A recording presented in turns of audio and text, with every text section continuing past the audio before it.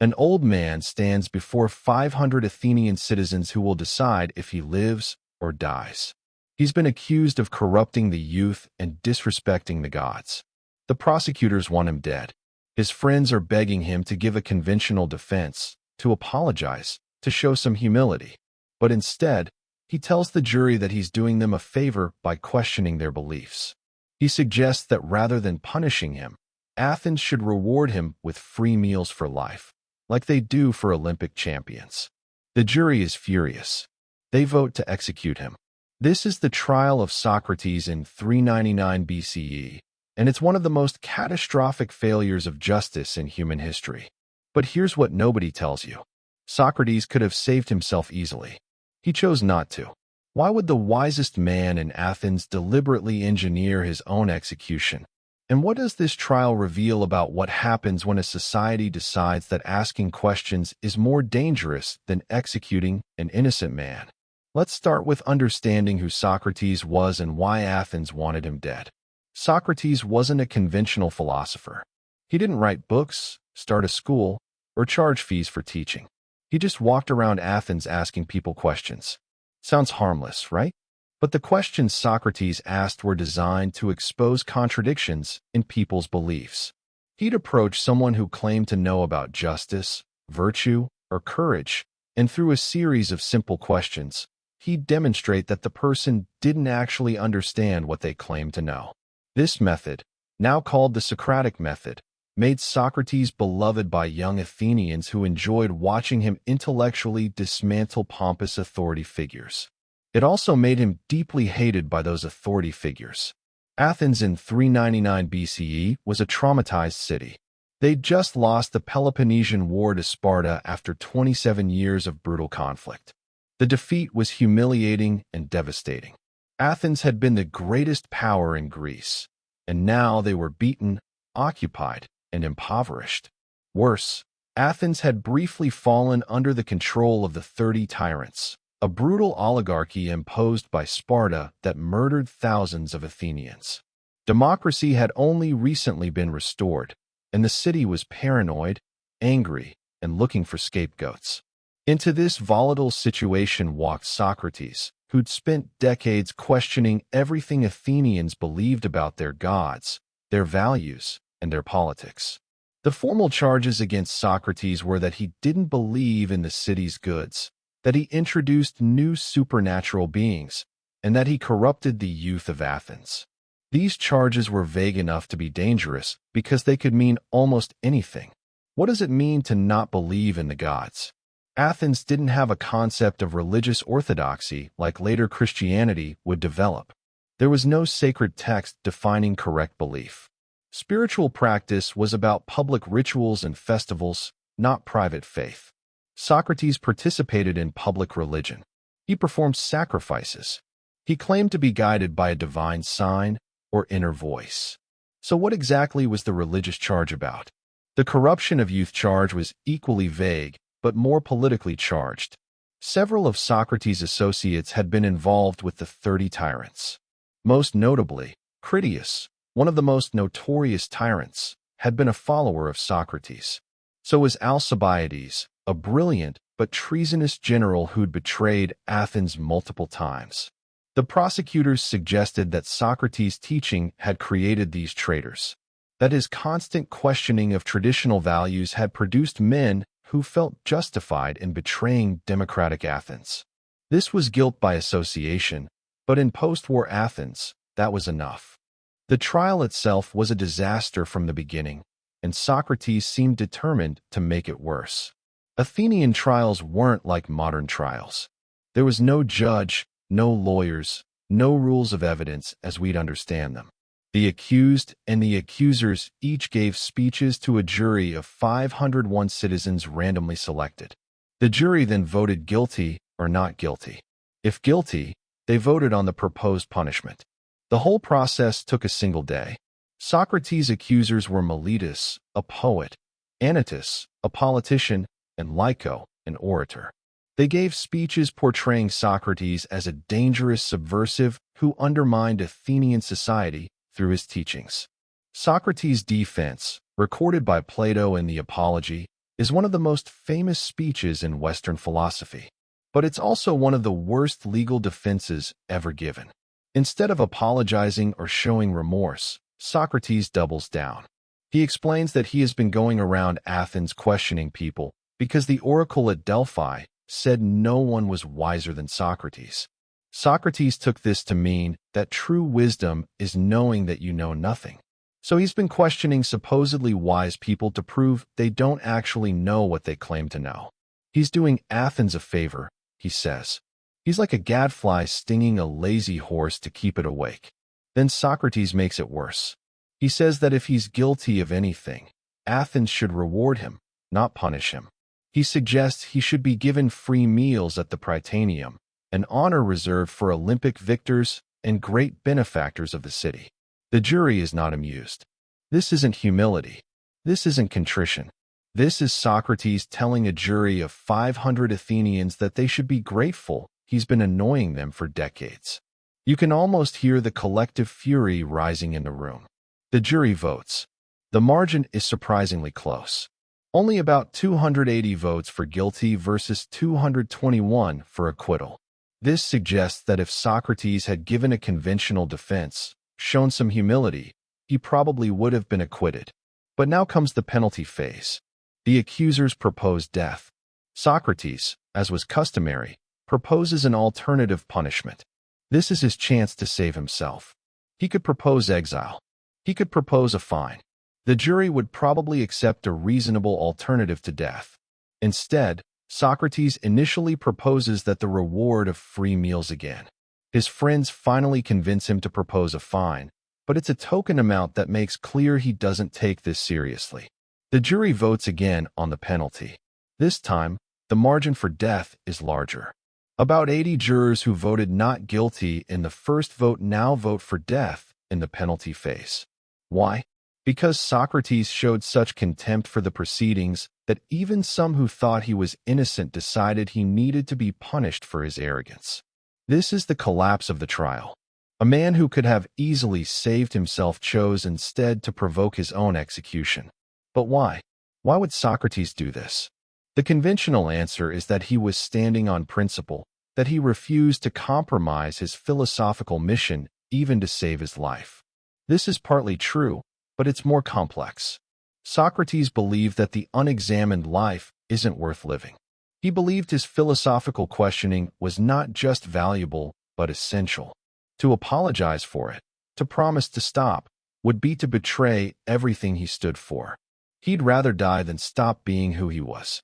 That's the courage of a particular philosophical kind. But there's a darker possibility that Plato's account hints at. Socrates might have wanted to die. He was 70 years old. His wife Xanthippe was apparently difficult to live with.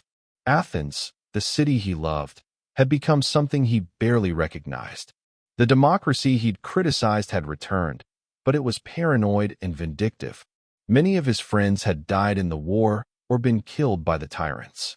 Socrates might have looked at his options, continued life in a diminished Athens, or death as a philosophical martyr, and chosen martyrdom. Not consciously perhaps, but through the choices he made during the trial. After the conviction, Socrates was imprisoned for about a month waiting for execution. His wealthy friends arranged an escape plan. They'd bribed the guards. All Socrates had to do was walk out and flee to another city-state where he could live comfortably for his remaining years. But Socrates refused.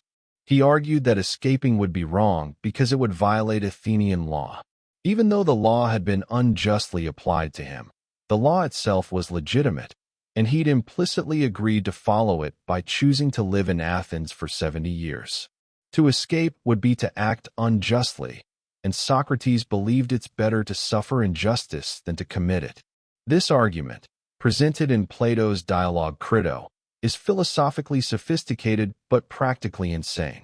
Your city has unjustly condemned you to death, and you're refusing to escape because escaping would be technically illegal? This seems like taking principled stands to a pathological extreme. But for Socrates, consistency mattered more than life. He'd spent his entire life arguing that virtue and justice were the most important things. If he compromised on that to save his life, He'd be admitting that life is more valuable than virtue. His entire philosophy would collapse. So he stayed in prison. The execution itself was carried out by hemlock poisoning. Socrates drank the poison calmly, spent his last hours discussing philosophy with his friends, and died without fear or complaint. Plato's account in the Phaedo presents Socrates' death as almost serene, a philosopher who lived and died according to his principles.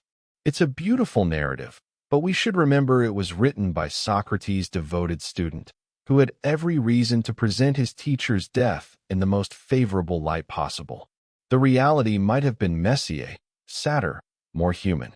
What does the trial of Socrates reveal about Athens and about how societies treat people who question them? First, it shows that democracy doesn't automatically protect intellectual freedom or justice. 500 ordinary Athenian citizens voted to execute an innocent man for the crime of asking questions. This wasn't tyranny. This was democracy in action. The majority can be just as tyrannical as any dictator, maybe more so because the violence is collective and can be justified as the will of the people. Second, the trial reveals what happens when a society feels threatened and looks for internal enemies. Athens was traumatized by defeat and oligarchy. They needed someone to blame for their misfortunes. Socrates, with his criticism of democracy and his associations with traitors, was a convenient scapegoat. Never mind that he'd served honorably as a soldier, that he'd actually opposed the oligarchs when they ordered him to participate in an unjust arrest, that his philosophical questioning was aimed at making Athens better, not destroying it. When societies feel threatened, they turn on their critics first. Third, the trial demonstrates the danger of vague laws against impiety or corruption. What exactly did Socrates do wrong? The charges don't specify. He asked questions that made people uncomfortable. He associated with people who later did bad things. He claimed to be guided by a divine voice.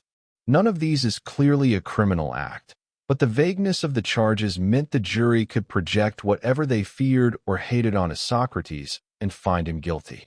Vague laws against disrespecting authority or corrupting youth, or spreading dangerous ideas, are always weapons for suppressing dissent.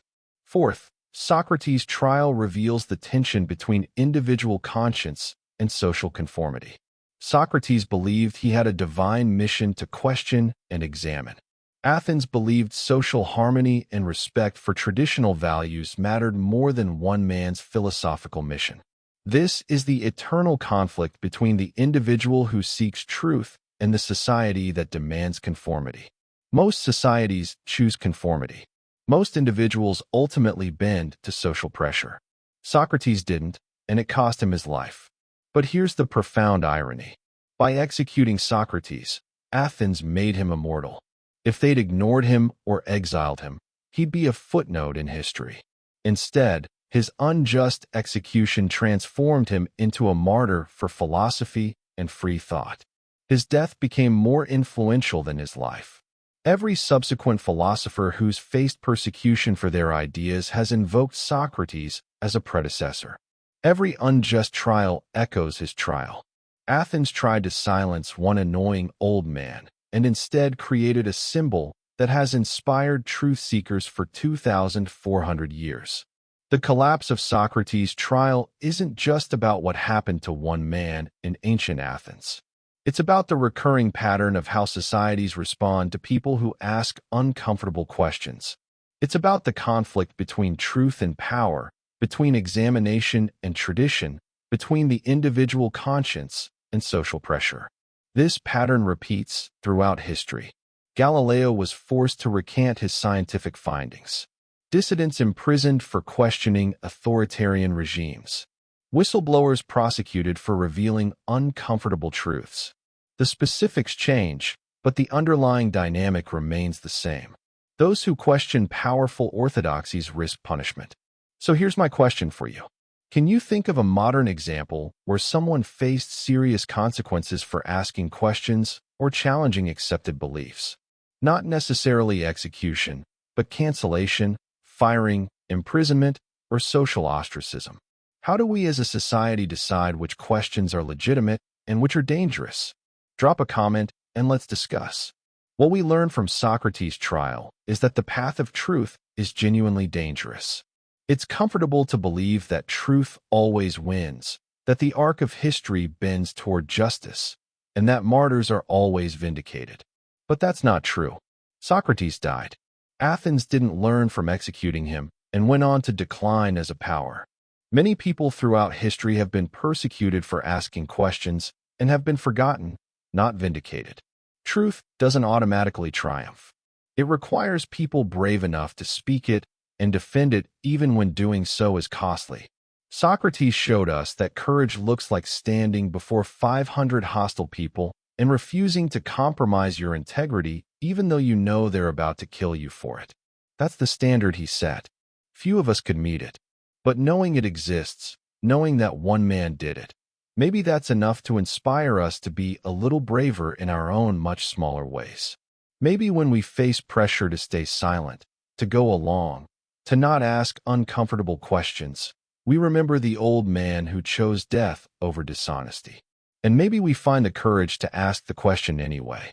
If this exploration of one of philosophy's most important moments made you think differently about truth, courage, and the cost of integrity, hit that like button and subscribe to this channel. We're diving deep into the philosophical questions and historical moments that shaped how we think, the uncomfortable truths that challenge our assumptions, and the ideas that matter. Thanks for engaging with the difficult. Remember, the unexamined life isn't worth living, but the examined life might get you in trouble. Choose wisely.